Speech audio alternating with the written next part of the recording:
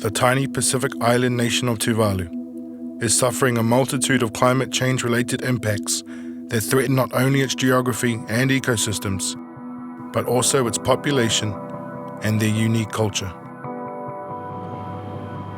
We can see a lot of erosion has been taking place throughout here in Fongafale as well as in the outer small islands. Te mata tēnā ki mua, o taila siro te kainga pēnā whaki te whetū tēnā ki tō whenua, ta whātai whaki o ia.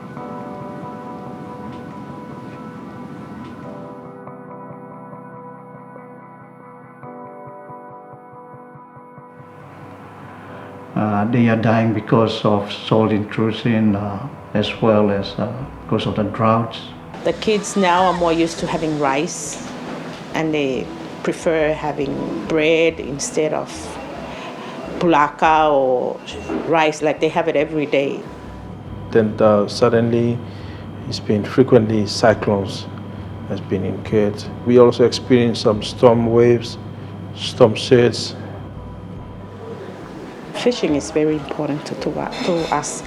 Not only to my family, but I think to most Tuvaluans. Aso mua, aika e lasi ki ne, ika irunga te papa ia ika ko ai maua ki are te pokonga ne, pa kai ki uka ka whilo.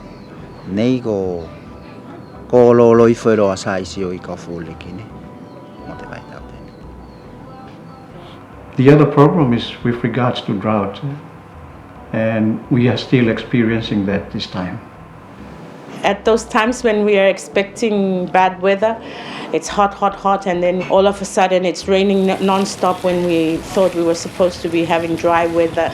And now it's kind of unpredictable, like we can no longer say like this is actually the dry season and this is when we have the rainy season.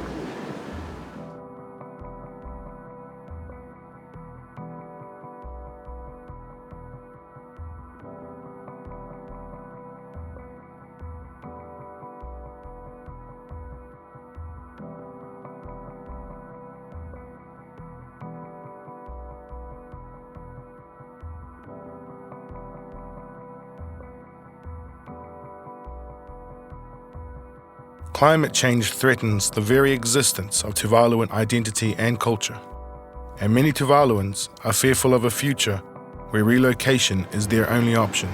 I also worry that my kids will grow up not knowing, my grandkids or maybe great-grandkids will forget their Tuvaluans even, or maybe not even talk Tuvaluan at all.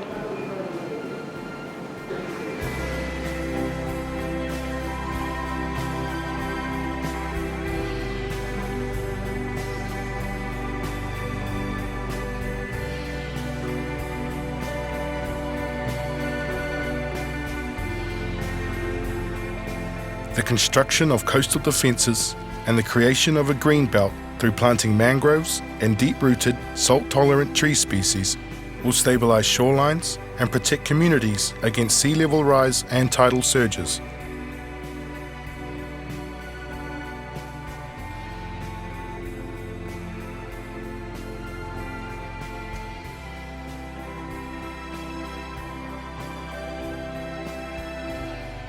Through the introduction of drought and salt-resilient crops and the training of local farmers to adapt their practices to environmental changes, food production will be increased, creating ready access to fresh and nutritious local food.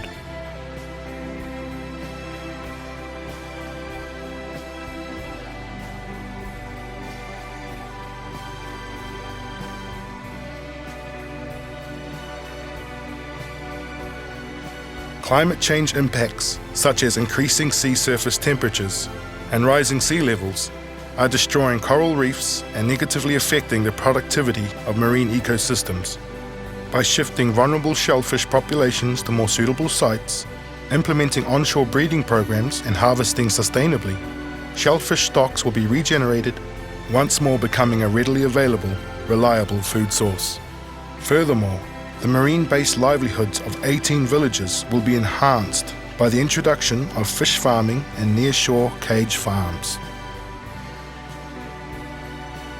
Depending almost entirely on rainwater collected and stored in tanks, the provision of piping and gutters by the Tuvaluan government is of fundamental importance.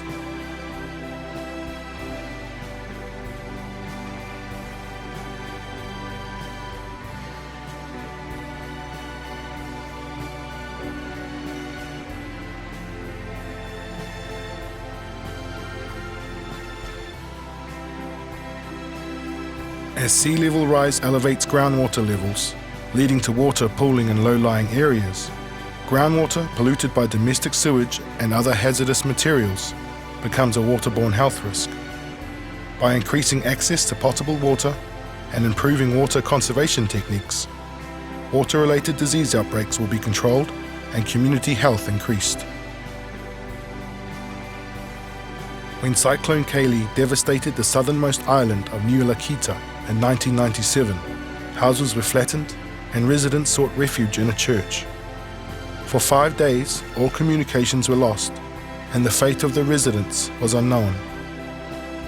By providing physical storm shelters, improved communications, and raising awareness, outer island communities will be prepared for future disasters.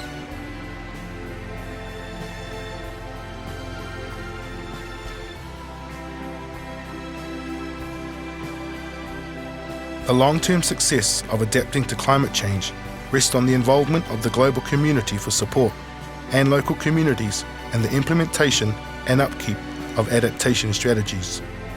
The Tuvaluan government and community leaders are now calling on the people. We are trying to motivate the communities to have the courage to initiate their own adaptation programs. They will just listen at programs coming from radios about climate change, but we need to get it down to the grassroots so that they know why this happens. We can't just go and plant. We have to see this, get the landowners to do it by themselves. So we have to go out to the community, tell them what this project is and how useful is it.